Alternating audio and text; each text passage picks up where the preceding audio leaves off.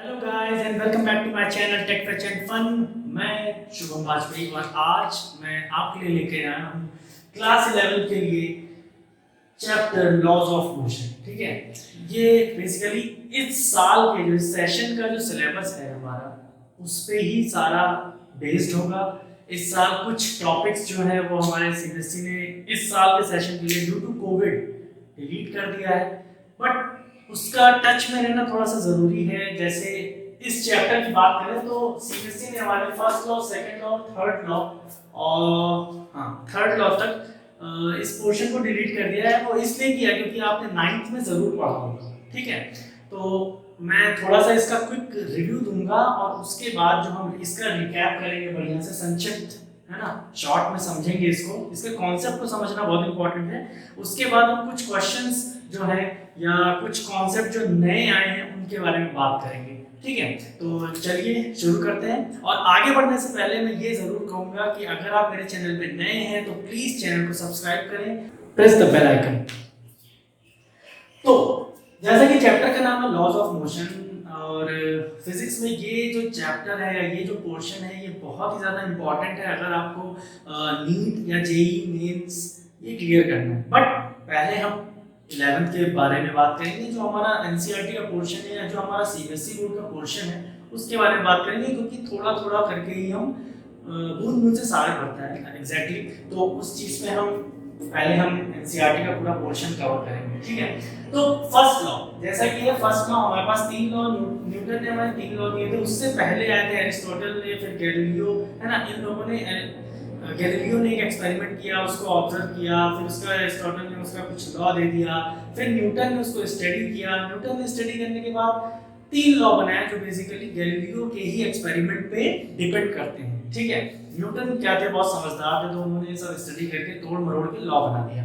तो यहाँ पे जो फर्स्ट लॉ है हमारा, ठीक है, every body continues in its state of rest और of uniform motion in a straight line unless it is compelled by some external force to change its state। मतलब कहने का ये है कि जब तक कोई एक्सटर्नल फोर्स नहीं लगता है किसी बॉडी पे, है ना, तब तक वो बॉडी बढ़िया आराम से अगर मूव कर रही है किसी कांस्टेंट वेलोसिटी v से तो मूव करेगी, या अगर रेस्ट पे है तो रेस्ट पे रहेगी, है ना। कब तक? जब तक कि कोई फोर्स, एक्सटर्नल फोर्स क्या कर रहा है, अप्लाई नहीं हो रहा है। ठीक है, तो पूरी बात यहाँ पे डिपेंड हो रही है एक्सटर्नल फोर्स की। यानी कि जैसा कि आप समझते हैं कि फोर्स हमारा किसके बराबर होता है, मास इनटू एक्सेलरेशन।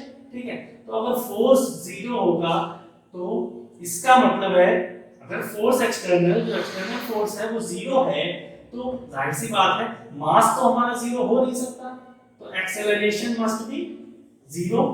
तो एक्सेलरेशन जीरो होगा, इसका मतलब क्या आ गया फर्स्ट लॉ से बच्चों, फर्स्ट लॉ क्या हो गया, अगर एक्सेलरेशन जीरो आ गया, भाई मास तो जीरो हो नहीं सकता, एक्सेलरेशन जीरो आ गया, इसका मतलब है कि या तो वो रेस्ट पे है या तो उसमें चेंज इन वेलोसिटी नहीं हो रहा। चेंज इन वेलोसिटी का मतलब ही एक्सेलरेशन होता है, तो चेंज इन वेलोसिटी नहीं हो रहा है, इसका मतलब वो कांस्टेंट वेलोसिटी में है। ठीक है, ये हो गया फर्स्ट लॉ। फर्स्ट लॉ पे भी कई ढेर सारे क्वेश्चंस हैं हमारे, जो हम अभी सारी चीजें, सारे लॉ जो है एक साथ कंबाइन होके हमारा किसी क्वेश्चन का रूप लेते हैं, तो हम उसके बारे में आगे डिस्कशन करेंगे। ठीक है, अब आ जाते हैं सेकंड लॉ। सेकंड लॉ क्या कह रहा है, rate of change of linear momentum, जिसको हम पी कहते हैं। जिन बच्चों को जैसे मोमेंटम नहीं पता तो momentum is equals to mass into velocity होता है। ठीक है, of a body is directly proportional to the applied external force in the direction of force। यानी अगर किसी भी ऑब्जेक्ट पे फोर्स अप्लाई कर दिया हमने, एक्सटर्नल फोर्स, मैं बात कर रहा हूं एक्सटर्नल फोर्स की, यहाँ पे एक पॉइंट नोट करना, हमेशा एक्सटर्नल फोर्स की बात हो रही है। ठीक है, तो अगर एक्सटर्नल फोर्स अप्लाई हो रहा है तो क्या हो रहा है, कुछ चेंज हो रहा है। चेंज किसमें हो रहा है, मोमेंटम में चेंज हो रहा है, जिसको हम ये कह रहे हैं। ठीक है,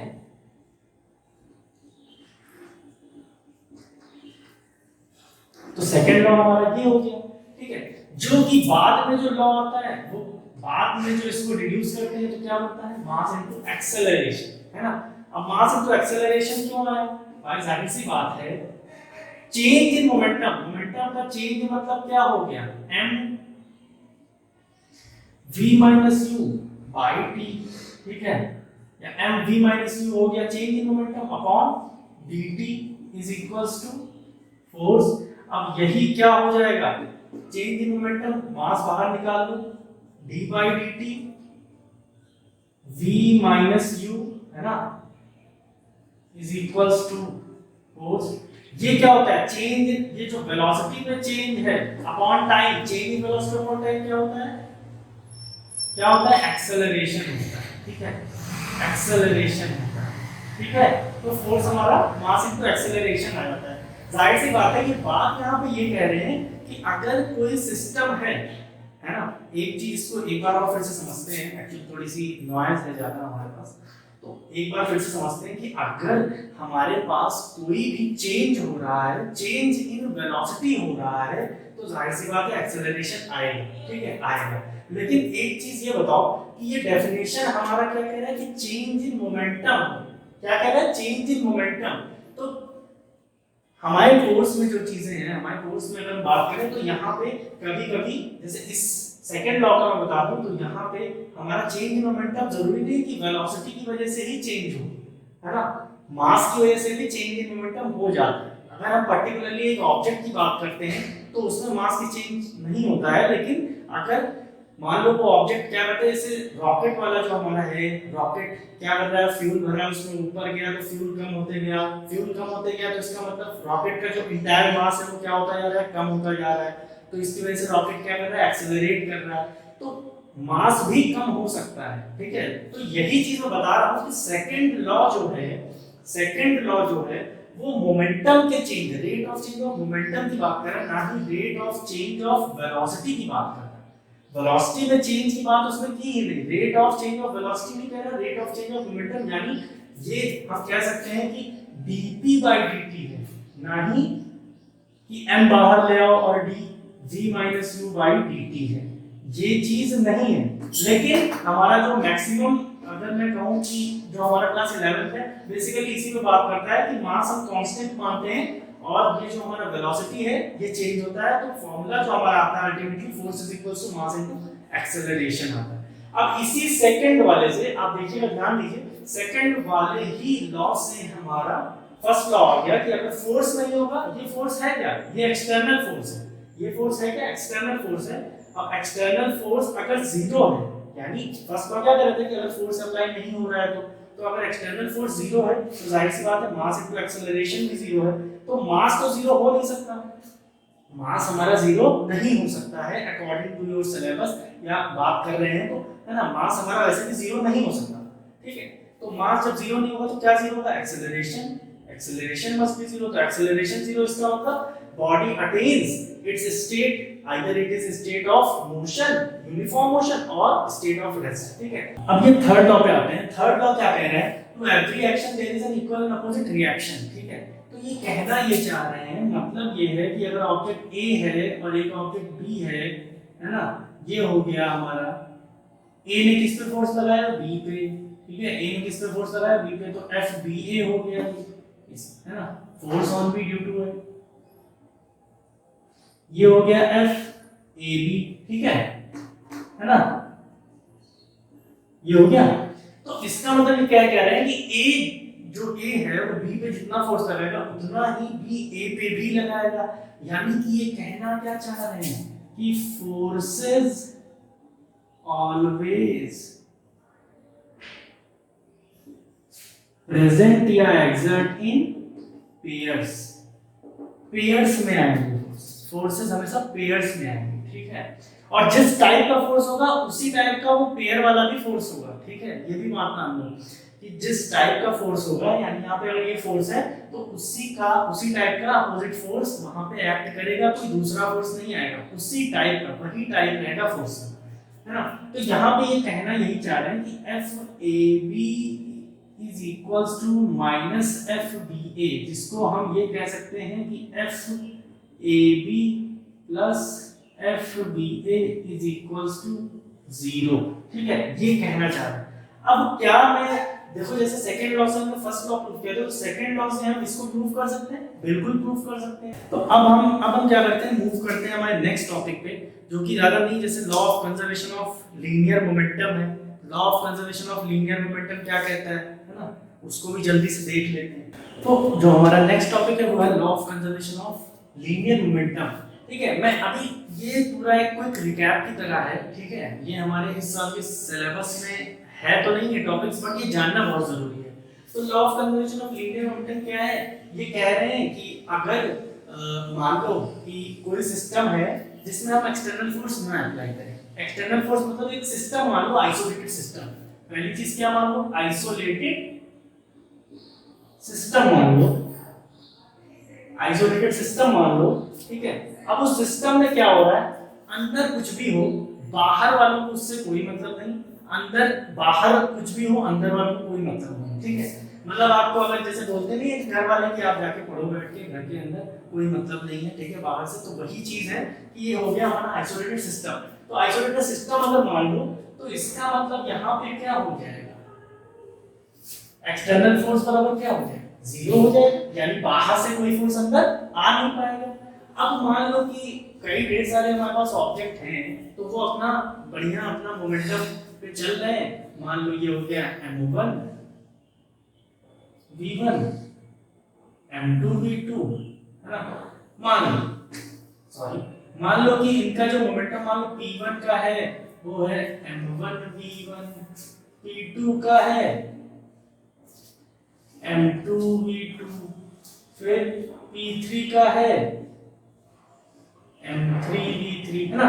ऐसे करके कितने n ऑब्जेक्ट्स हैं, n ऑब्जेक्ट्स हैं जिनका हमने मोमेंटम निकाला mn और vn, ठीक है।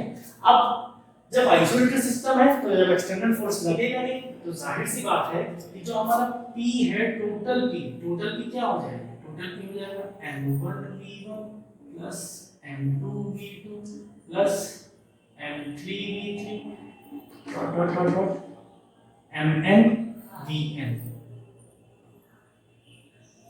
ठीक है। ये हमारा टोटल मोमेंटम हो गया किसी सिस्टम का।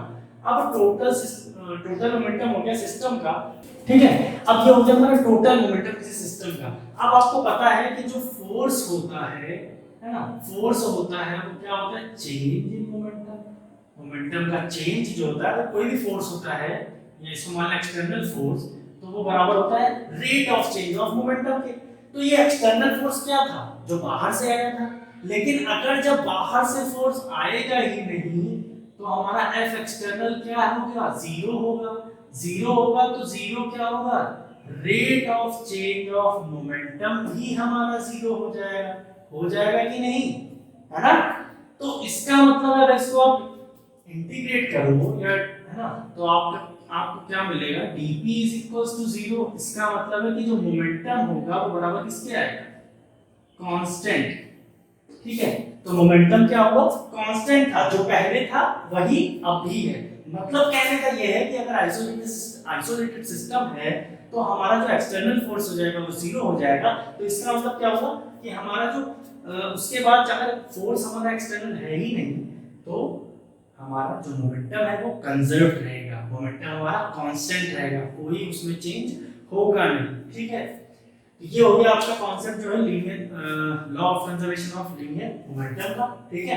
अब इसके बाद जो है कुछ नए टॉपिक्स आए हैं जो 11th क्लास में आपको पढ़ना है। इसके लिए आप 8th में भी पढ़ चुके होंगे उसको, ठीक है, या कुछ बच्चे पढ़ भी चुके होंगे, बट वो चीजें जाननी बहुत जरूरी है जो आपको बहुत आगे काम आने वाली है, या जो न्यूमेरिकल सॉल्विंग बहुत ज्यादा काम आएंगी, ठीक है। मैंने आपको मोटा मोटा आपका जो लॉ था वो आपको समझा दिया है। अब आगे बढ़ेंगे तो कुछ चीजें हैं हमारे पास उस पे, ठीक है। जो पहली इंपॉर्टेंट चीज आपको पढ़नी है वो है नॉर्मल रिएक्शन। क्या पढ़ना है आपको, नॉर्मल रिएक्शन पढ़ना है, ठीक है। दूसरा इंपॉर्टेंट चीज जो है आपका वो है टेंशन। क्या पढ़ना है, टेंशन। बेसिकली बता दो तो इस चैप्टर में हम फोर्स के बारे में ही पढ़ रहे हैं। लॉ ऑफ मोशन ये है बेसिकली किसके बारे में, फोर्स के बारे में। तो हम बेसिकली ये भी दोनों क्या है, एक तरह के फोर्स ही हैं जो बॉडी पे एक्ट करते हैं, तो इनके बारे में पढ़ेंगे। और जो तीसरा है हमारा वो है फ्रिक्शन फोर्स, ठीक है, फ्रिक्शन फोर्स के बारे में बात करेंगे। लेकिन अभी मैं नॉर्मल रिएक्शन और टेंशन के बारे में बात करूंगा, क्योंकि ये बेसिकली आपको पीछे अभी पढ़ाया जा चुका है, या इसको ये आपको चल भी रहा है, ठीक है। तो अभी बेसिकली मैं सिर्फ नॉर्मल रिएक्शन और टेंशन के बारे में बात करूंगा, और इसके जो एप्लीकेशन है इसके बारे में बात करूंगा, कुछ न्यूमेरिकल्स हम लोग करेंगे। तो नॉर्मल रिएक्शन क्या होता है बेसिकली बच्चों, ये होता क्या है कि मान लो कोई एक ऑब्जेक्ट है जिसका मास m है, और वो क्या है, रखा हुआ है ना, किसी सरफेस पे रखा हुआ। ये क्या है, ये एक सरफेस है, ठीक है। इसको अभी हम इतना ज्यादा नहीं, हम सिर्फ मास पे देख रहे हैं, ठीक है। ये क्या है, एक सरफेस है, सरफेस पे मास m रखा हुआ है। अब रखा हुआ है, लेकिन क्या हो रहा है, लेकिन जो मास है वो क्या कर रहा है, नीचे की तरफ फोर्स लगा रहा है। देखिए आप, नीचे की तरफ मास क्या है, फोर्स लगा रहा है, लेकिन वो नीचे क्या कर रहा है, नीचे जा नहीं रहा है। तो जा इसलिए नहीं रहा है क्योंकि जो सरफेस है वो मास पे एक फोर्स लगा रहा है, जिसको हम रिएक्शन कहते हैं, या नॉर्मल रिएक्शन कहते हैं, जिसको हम n से भी डिनोट करते हैं, कुछ लोग r से करते हैं, है ना, n से करते हैं। तो ये n कौन लगा है ना, सरफेस लगा है किस पे, मास पे, है ना, normal force on mass into surface, ठीक है। n कौन लगा रहा है, ये नॉर्मल कौन लगा रहा है, ये जो फोर्स है n, ये कौन लगा रहा है नॉर्मल रिएक्शन, ये सरफेस लगा रहा है, जिसकी वजह से क्या हो रहा है, ये नीचे गिर नहीं रहा है, ठीक है। तो बेसिकली इस तरह की जब चीजें होती हैं तो हम इसको कह सकते हैं कि अभी आप देखो ये क्या है, ये रुका हुआ है, इसका मोशन हो रहा है, नहीं हो रहा, मोशन नहीं हो रहा है। इसका मतलब क्या होता है कि जो टोटल फोर्स होती है वो क्या होती है, जीरो होती है सिस्टम की, यानी अभी इस पे टोटल फोर्स क्या है, जीरो है। किस पे, इस ऑब्जेक्ट पे। ये आपको पढ़ा चुका हूं कॉन्करेंट फोर्सेस। कॉन्करेंट फोर्सेस में आपको बताया भी हूं कि कॉन्करेंट फोर्सेस क्या होती है, किसी सिस्टम पे या किसी पॉइंट पे कितनी, अगर बहुत ढेर सारी फोर्सेस लग रही हैं, है ना, या इसको हम कह दें तो इस सिस्टम पे अगर फोर्सेस लग रही, ये F1 है, ये F2 है, ये F3 है और ये F4 है, तो अगर हम नेट फोर्स इसका जोड़ें तो क्या है, जीरो है। इसी को कहते हैं इक्विलिब्रियम सिस्टम, सिस्टम इक्विलिब्रियम, ठीक है, ये हम पढ़ चुके हैं। तो यहाँ पे भी यही चीज हो रही है, जब ये मोशन नहीं कर रही तो इसका मतलब सिस्टम क्या है, इक्विलिब्रियम में। अब इक्विलिब्रियम में तो इसमें टोटल फोर्सेस ऑब्जेक्ट पे क्या है, दो ही तरीके की तो लग रही है, एक ये लग रहा है डाउनवर्ड mg फोर्स और दूसरा नॉर्मल। अच्छा, तो इसको हम ये कह सकते हैं कि n minus mg is equal to 0। इसका मतलब नॉर्मल इज इक्वल टू क्या आ गया, mg आ गया, ठीक है। समझ में आया आपको, ठीक है, समझ में आया। नॉर्मल रिएक्शन क्या होता है, नॉर्मल रिएक्शन क्या होता है, नॉर्मल रिएक्शन होता है जब कोई ऑब्जेक्ट क्या कर रहा हो, किसी सरफेस पे रखा हो, लेकिन वो उस पे, इस ऑब्जेक्ट पे फोर्स तो नीचे की लग रही है, जिसको हम mg कहते हैं, ठीक है, ड्यू टू ग्रेविटी, ग्रेविटेशन की वजह से mg, लेकिन वो सरफेस नीचे नहीं जा रही है। यानी ये सरफेस, अगर ये क्या है, ये ऐसे पेन यहां रखी हुई है ना, मार्कर, लेकिन ये मार्कर नीचे नहीं जा रहा। क्यों नहीं जा रहा, क्योंकि ये सरफेस ने इस मार्कर पे क्या लगा रखा है, नॉर्मल रिएक्शन लगा रखा है। इसकी प्रॉपर्टी क्या होती है, इसकी प्रॉपर्टी होती है ये परपेंडिकुलर होता है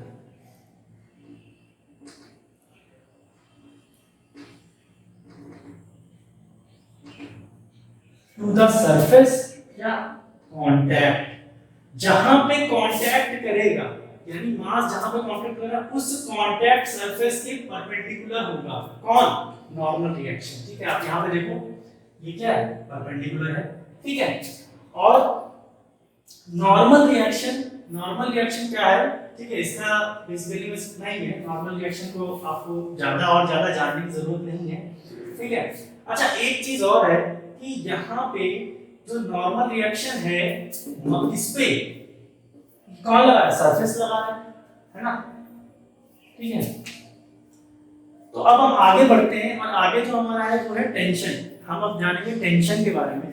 अब जो हमारा नेक्स्ट टॉपिक है वो है टेंशन, ठीक है। टेंशन क्या होता है यार, जैसे टेंशन वो वाली टेंशन नहीं कि आप लोगों को जो भी इस समय टेंशन नहीं है पढ़ाई लिखाई की, है ना, कोविड की वजह से, मतलब वैसा टेंशन नहीं। ये टेंशन क्या होता है, मान लो कि कोई एक ऑब्जेक्ट है, ठीक है, वो किसी स्ट्रिंग से, किससे, स्ट्रिंग से, यहाँ पे क्या है, यहाँ पे क्या लगेगा, क्या लगेगा, स्ट्रिंग। स्ट्रिंग मतलब एक वेटलेस, यहाँ पे हम मान के चलते हैं कि वो स्ट्रिंग क्या है, वेटलेस है, उसमें क्या है, उसका कोई मास नहीं है, उसको हम नेग्लिजिबल मास मान लेते हैं, ठीक है। स्ट्रिंग मान लो, थ्रेड मान लो, ठीक है, कुछ भी हो, रॉड मान लो, तो वो क्या है, सारा सब मासलेस है। तो उससे अगर लटका हो, है ना, एक ऑब्जेक्ट जिसका मास हम मान लेते हैं m, ठीक है, तो होगा क्या यहाँ पे, अब ये चीज यहाँ पे क्या बंधी हुई है, तो ये क्या करना चाहेगा, नीचे आना चाहेगा, एक्सेलरेशन इसका किधर होगा, नीचे की तरफ होगा, है ना, mg। लेकिन ये नीचे आएगा नहीं, क्यों, क्योंकि यहाँ पे जो ये स्ट्रिंग लगाई है, ये क्या कर रहा है, यहाँ पे इसकी वजह से ये रोक रहा है, इसको क्या कर रहा है, रोक रहा है, तो इसका मतलब क्या होगा, जाहिर सी बात है कि ये इसको कह रहा है कि नीचे मत जाओ, तो कहां जाओ, ऊपर जाओ, तो ये क्या करेगा, अपोजिट डायरेक्शन में फोर्स लगाएगा। बॉडी जिधर जा रही होगी या जिधर जाना चाहेगी उसके अपोजिट तरफ ये फोर्स लगाएगा, तो इसी को हम कहते हैं टेंशन, ठीक है। अच्छा, ये ऑब्जेक्ट है ना, ये ऑब्जेक्ट से उधर लेके जा रहा है इसको, टेंशन। अच्छा, यहाँ पे है, तो यहाँ पे टेंशन कैसा होगा, यहाँ पे टेंशन इधर होगा, क्यों, क्योंकि ये थ्रेड क्या कर रहा है, इस चीज को, जिससे बंधा हुआ है खुद, जिससे ये थ्रेड जो है, ये स्ट्रिंग जो बंधी हुई है, ये खुद इस चीज को क्या करेगी, नीचे लाना चाहेगी, तो इसलिए इस सरफेस के लिए जो टेंशन होगा वो अपोजिट डायरेक्शन से क्या होगा, इधर होगा, है ना। अच्छा, स्ट्रिंग में एक चीज होती है, अब यहाँ पे अगर मैं इसको, जाहिर सी बात है जब ये नीचे नहीं जा रहा है, ये वहीं पे रुका हुआ, तो ये इक्विलिब्रियम में होगा, तो इसका हम इक्विलिब्रियम इसका हम इक्विलिब्रियम एनालिसिस करते हैं, क्या होगा भाई, किधर जाना चाहता है, नीचे जाना चाहता है, लेकिन नहीं जा पा रहा, ठीक है, तो कह देंगे T बराबर mg, ठीक है, जो टेंशन है वो बराबर क्या हो गया, mg के बराबर। तो यहाँ पे टेंशन का जो रोल है, टेंशन क्या कर रहा है, टेंशन हमेशा ऑब्जेक्ट को नीचे जाने से या उधर जाने से रोकेगा, तो इसको हम ये कह सकते हैं, टेंशन क्या करता है, मूव्स। टेंशन का अगर डायरेक्शन जानोगे तो डायरेक्शन क्या होगा, इसका टेंशन का डायरेक्शन क्या होगा, हमेशा याद रखना, ये चीज हमेशा याद रखना, बहुत इंपॉर्टेंट है ये, tension moves away from the object से दूर जाएगी। जैसे यहाँ के लिए, ये ऑब्जेक्ट के लिए टेंशन कहाँ जाएगी, अपोजिट डायरेक्शन में, है ना, मूव्स अवे मतलब अपोजिट डायरेक्शन, अवे का मतलब क्या हो गया, अपोजिट डायरेक्शन, ठीक है, हमेशा दूर भागेगी, ठीक है ना, जिधर ऑब्जेक्ट जाना चाहेगा उससे हमेशा दूर भागेगी। अगर ऑब्जेक्ट यहाँ पे है तो ये हमेशा दूर भागेगी, यहाँ पे ऑब्जेक्ट था तो इससे क्या करेगी, दूर जाएगी। टेंशन ऑब्जेक्ट के पास नहीं जाएगी, टेंशन हमेशा टेंशन का direction moves away from the object, ठीक है।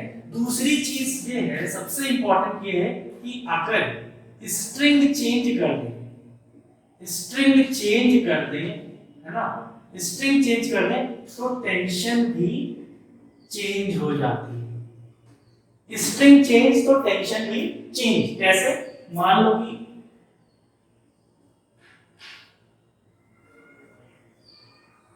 ये है m1